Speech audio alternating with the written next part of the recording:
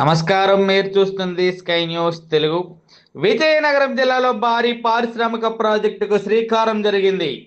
ఎస్కోట్లో JSW MSME industrial పార్కుకు ముఖ్యమంత్రి వర్చువల్గా భూమి పూజ చేశారు.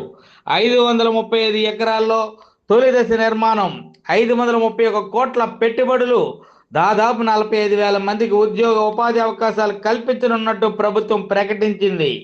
ఎస్కోట ప్రాంతం ఇకపై ఇండస్ట్రియల్ హబ్గా మారబోతుందని నేతలు చెబుతున్నారు. ఈ కార్యక్రమంలో రాష్ట్ర మంత్రులు అనిత, కొండపల్లి శ్రీనివాస్, విశాఖ ఎంపీ భరత్, ఎస్కోట ఎమ్మెల్యే లలిత కుమారి పాల్గొన్నారు. ఈ సందర్భంగా వంగలపూడి అనిత మాట్లాడుతూ ఇది జిల్లా చరిత్రలో నవశకం అని పేర్కొన్నారు.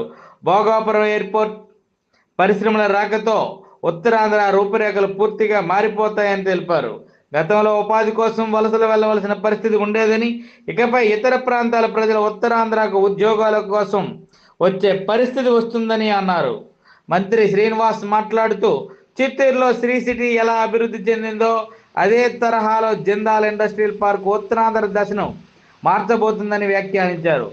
ఎంపీ భరత్ మాట్లాడుతూ Bhogapuram airport, Nakkapalli steel plant, ఇప్పుడు జేఎస్డబ్ల్యూ పార్కుతో ఈ ప్రాంతం పారిశ్రామిక కేంద్రంగా మారుతుందని తెలిపారు. ఇక స్థానిక ఎమ్మెల్యే కోల లలిత కుమారి 20 ఏళ్ల నిరీక్షణకు నేడు తెరపడిందని అంటూ ఆనందం వ్యక్తం చేశారు.